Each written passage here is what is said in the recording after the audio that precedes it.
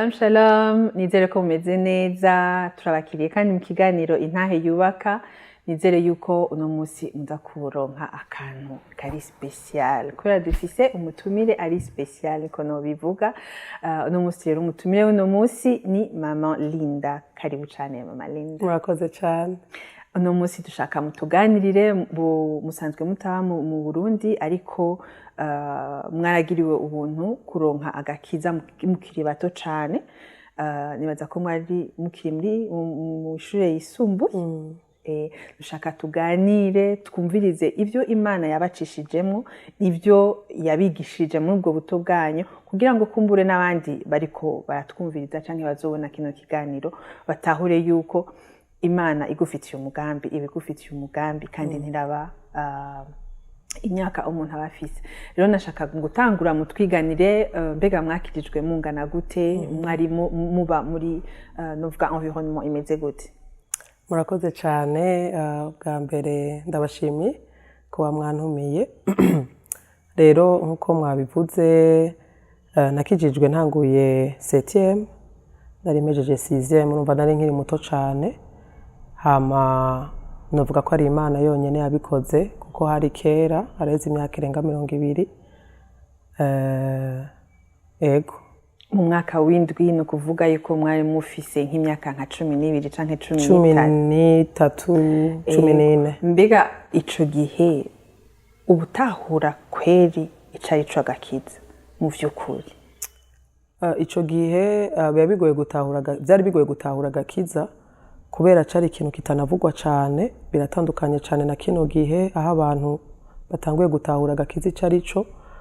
Ico gihe nta bandi bari bake cyane bari bitwa ko bakijijwe à l'époque, bavuga ko bahuye na Yesu. Rero ntivyari vyoroshe, vyari ibintu by'ukuri bishasha. Mbega Yesu mwahuriye na Yesu hehe? Jewe ni subiye inyuma gatonya, nakuze numva afise vide mu buzima bwanje kandi idasobanutse kuko narimbayeho nk'abandi bose, ariko indani mu mutima nkumva ko hari ikintu mbuze.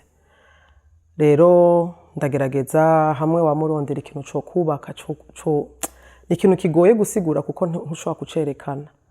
Rero nibuka ko hari umugenzi asengera muri Minevam, twari twariganye école primaire, turaburana, wewe aja muri secondaire, ansigaje muri école primaire. Rero turahura umunsi umwe gutyo mu quartier, arantumira. Bwari ubwa mbere ndahumvise aho ananumiye, arantumira mu ishengero yasengeramo. Nshitseyo umengo nshitse gutora ico umutima wanje wari ukeneye. Ndibuka ko uwo munsi bigishije, numva umunezero udasanzwe, numva ikintu ntari bwigere numva mu mutima wanje, kandi kitafadika, kitari mu bifadika ariko kinyujuje. Nibaza ko dimanche ikurikira niho naciye bahamagara abantu bashaka kwakira Yesu nk'umwami n'umukiza. Niwo munsi namwakira ca ndatangurana urugendo nawe. Dusubire inyuma gatonyi, twumve mwari musi imyaka 13, umuntu aragutumiye kuza gusenga. Nibaza yuko abenshi muri iyo myaka baba bumva untumire tugende gutamba, untumire tugende muri anniversaire, untumire nigiki. Mbega ubwo butumire wabwakiriye gute? Wari ndaryohewe canke reka nje kuraba ibiriko biraba? Naratangaye kuko yari umugenzi twakuranye hamwe twe duherukana. Rero ambwiye ngo hari ahantu usigaye nsengera, nta naho twari tuzi à l'époque, twaba tuzi aho dusengera mu quartier yacu. Numva ndagize amatsiko. Hama narigeze kumva bamushingira intahe ko yakijijwe, ko nawe asigaye akunda Imana.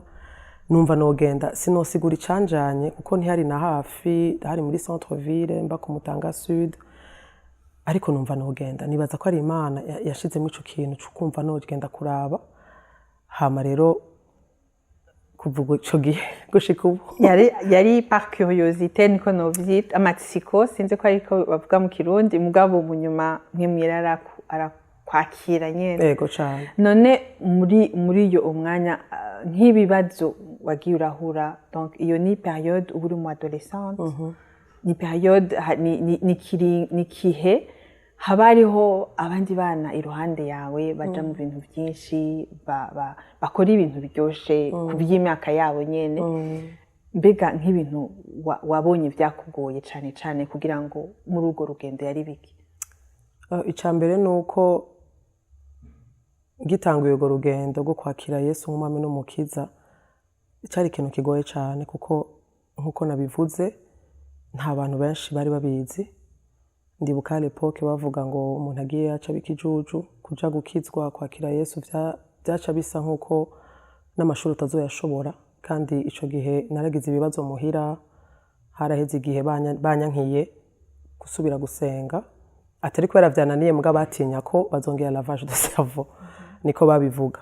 Ntibumva ikintu cotuma umwana wo mu mwaka w'indwi avuga ngo aragiye gukizwa, kuko ndibuka à l'époque gukizwa wabura umuntu wabaye mu bintu bibi society ibona ko ari bibi, vyagaragaye cyane hamuka bivamo.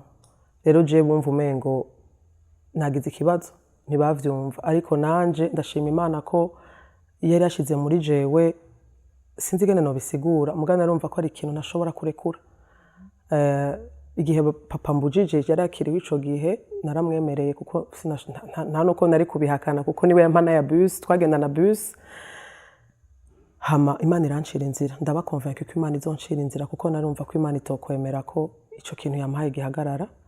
Rero ibintu twagiye duhura bigoye nuko nari muto, byaranangora gusigura ivyambayeko. Narumva ko ari umuntu twamenyanye, ntumva yanyujuje amahoro, ya vide yayikuyemwo, ariko ni ibintu nkuko navuze bitagaragara, nturonke nubisigura uri umwana, uri kwibazwa n'abantu bakuze kandi ubona ko batava bagutahura. Kenshi naca mpora, ariko harabaye sinoyita persecution, mugabo vy'ukuri harabaye gucokozwa muhira, mu twigana, mu tubana, batumva vy'ukuri ivyo ugiyemo. Nkuko nabivuze nta numwe muri entourage wundi apahuyo nawe nyene ntitwabana hafi yarari muri ivyo, donc vyari ibintu atawundi babiziko.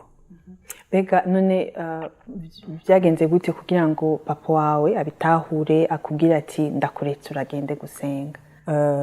Nafashe iminsi yo gusenga ico gihe yambujije, hama Imana iramwemeza, aravuga ngo naraguhagaritse gusenga ariko sinari bwabone ko vy'ukuri vyakunani, ngo je tuzohurira ku manota. Hama nanje nkasenga nti Imana ushoboze. Abarandetse kuva ico gihe ntiyasuye kunyankira, kuko nategeza kumekinga sure yuko amanota ameze neza kandi niga. Ego. Hama abo muvuka nabo barabitahura? Ntibavyumva, nukuri vy'ukuri nta numwe yavyumva. Ndibuka ko naja mu manza bakambaza ibibazo, nkumva umengo nyene abantu bose nuko ariko baranyigizayo, byari bigoye. Nta muntu numwe yantahura, barambaza bose bambaza ikibazo kimwe ngo wakijijwe iki? Ngo wakijijwe iki kukiri umwana, ngo twe twokizwa vyokumvikana, wowe wakijijwe iki? Ariko ubu hageze ukimbaza no kimubwira, kuko ubu Imana yarantahuje kurusha. Hari igihe nyene ugira experience y'ikintu kigoye no gusigura, biba bigoye, ariko ndashima Imana ko yashikamishije kuko ntivyari vyoroshe.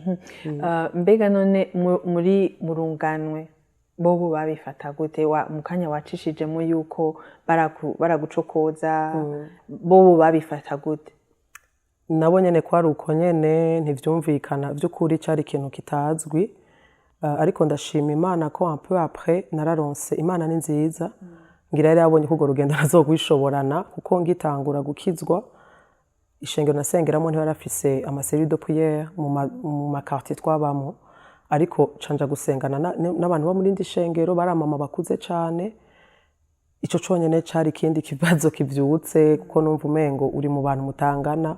Ariko un peu après nararonse abandi ba jeune basengera mu yandi mashengero, ariko wamengo ni Imana iri kiranshigikira ko ntari jenyene. Byaramfashije cane, série de prière nabaye mu mwanya muremure.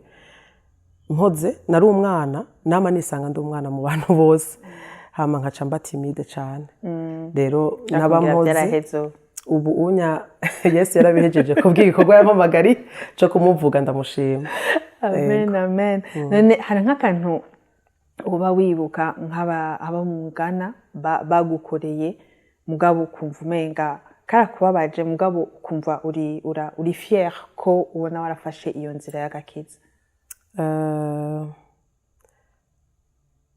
Nibaza ko igikomeye novuga nuko kuntu à l'époque gukizwa bumva umenga umuntu nyene aciye apfa umva yakiriye Yesu nyene yapfuye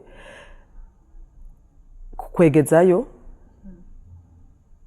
ariko nawe ukumva ko by'ukuri aho hantu ntukwiye kuhaba. Ndashima Imana, hari ahantu Imana yambuza kuba, hari ibintu Imana, hari byakorwa à l'époque kuko ndibuka ko un peu avant subiye inyuma nari ntanguye kuba adolescente, hamwe utanguye kumva ko ukuze ugiye muri secondaire, nari umuscout à certain moment, naraja mu activité menshi kandi ni vyiza nta kibi, gusa ntanguye gukizwa hari ibintu Imana yambwira ati ibi inyahagarika, ibi nibihagarika, abandi ntibavyumve bakaca bavyasosia ngo rega mbwa n'ivyo ngo abantu bakijijwe ibi ntibabijamwo, hama uko kuntu wumva ko uri wenyene ntawe ufise mu biganira, ntawe ufise bagiye muri ivyo nta handi ufise ucuja kuko twasengera dimanche.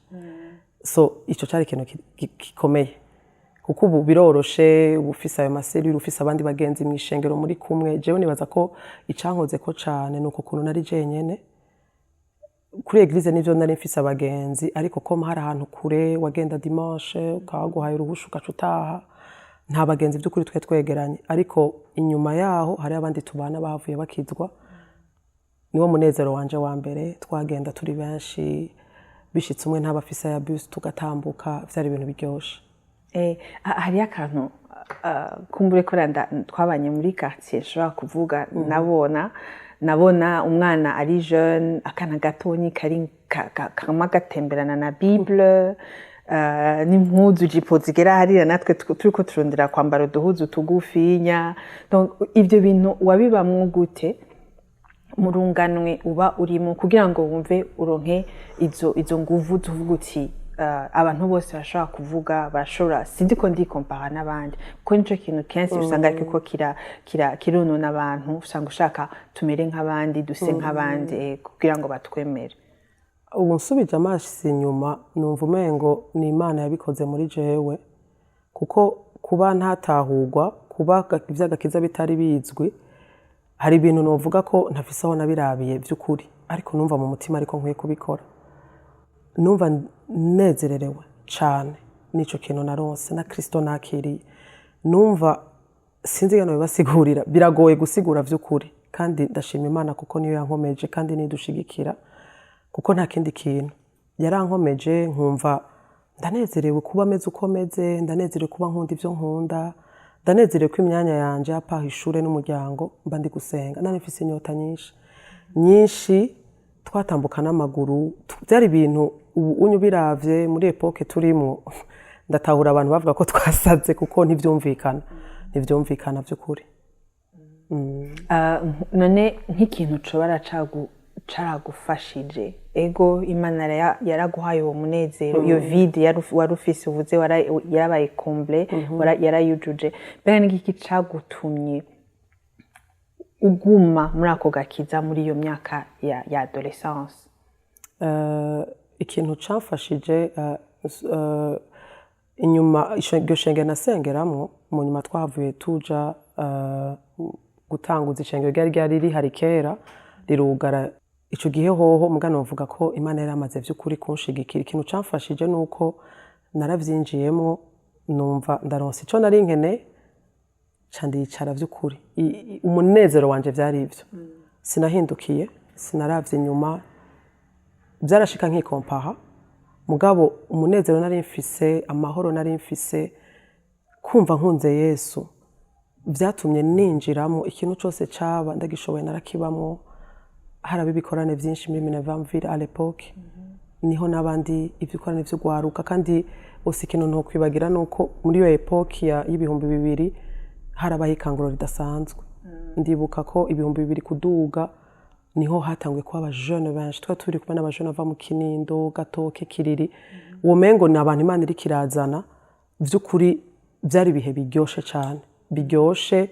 Ntangura kubona abo bandi ngira abagenzi, ho urumva Imana ibiranyishuye. Amen. Ariko kugira turangize kino kiganiro, umuntu ariko arabumviriza yumva umenga ni ibintu vyoroshe, umva umenga yo Imana yarabikoze, uronka umunezero. Mbega nk'ibintu ubona ushobora gutanga ko nka exemple cyangwa ushobora gufasha abandi ba jeune bariko baraca mu bintu barondera ikintu coza kubafasha kugira ngo bave mu byo barimo kumbura atari byiza ni nk'igikyo umva warakuyemo? Nibaza ko ikintu ca mbere nibaza Imana yuguruye amaso yanje irantahuza, sinzi ngene vyagenze ariko narumva ko ubuzima ntobushobora ntari kumwe na Yesu. Iyo vide yanyigishije ko ushobora kuba ufise ibintu bigukikuje, abavyeyi bagukunda, abavukanyi, wiga ahantu heza ntaco ubuze, mugabo vyari bitangaje kuko wamengo ntawe uriko arabivuga muga numva umengo iyo sentiment numva muri jewe n'abandi ashobora kuba ariko barumva muga ntariko barayivuga. Kumva ko ushobora kuba ufise ivyitwa ko vyoguhaza muga ntibiguhaze. Rero kumva kwakira Kristo, guhura nawe, kubaho numva ashaka kumunezera yabaye objectif yanje. Hama ico gihe inkura amaso ku bindi, numva niwe nkeneye, naramukunda ukuntu numva umengo naho bose bompeba nta kibazo, ariko wewe sindamurekure.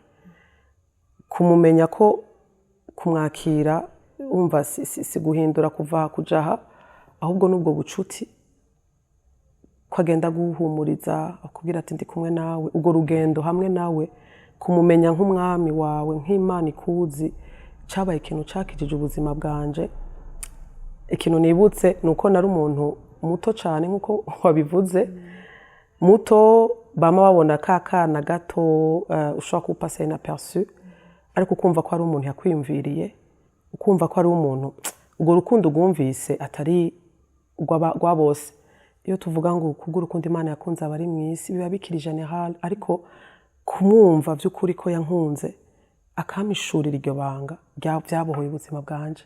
Rero nca numva uwo muntu yamaye valeur, uyo muntu yanyigishije gukunda ubuzima, kunezererwa ubuzima, kugira amahoro, numva sinomurekura. Ego Ucamufata nukuri yaramfashe, hama nanje arashoboza kumufata, hama turabandanya urugendo, kandi ndashima Imana cyane. Biragoye gutahura, haheze imyaka 25 ndamwakiriye, ariko yanyigishije ko atarije namufashe, niwe yamfashe. Yaramfashe kandi niwe akimfashe, kandi ndizeye ko azomfata gushika ndamubone. Harigenda vyiyumvira ko nzomubona nkumva amarira gusa, kumva umunsi umwe ko tuzobona Yesu. Amen. Urakoze cyane Linda, Imana iguhezagire cyane. Bariko baradukurikirana, nizere ko hari ikintu mwakuyemwo. Je numva mpezagiwe cyane, anyibukije yuko agakiza kacu n'ubuntu, ntako tuzogura, nta muntu azokaduha, kandi ni Yesu gusa atwuzuza. Imana ibahezagire cyane. Numva shaka kugusaba usengere nk'abantu bariko baratwumviriza batazi Imana. Yego, turagushimiye Mana ku mwanya mwiza waduhaye kuba imbere yawe. Tugushimiye kuri Imana yacu kutuzi. Ndagushimiye ko uriko arakurikirana kino kiganiro n'uzogikurikirana umuzi mwizina. Kurya Mana wanyiyeretse atavyizigiro, atamunezero, atamahoro, atagakiza. Ndasenga Mana ngo uriko arakurikirana iki kiganiro cyangwa uzogikurikirana nawe umwiyereke, kuko inyuma yawe nta buzima, inyuma yawe nta mahoro, inyuma yawe nta gakiza, ariko muri Kristo wewe niho tubaho, tukabaho ubuzima busagutse. Utwigishe twese kubaho tukubaha, tukumvira, tubeho kubw'icubahiro cawe, ni mu izina rya Yesu. Amen. Amen. Murakoze cyane, murakoze mwese mwadukurikiye. Tuzobandanya ku munsi ukurikira. Imana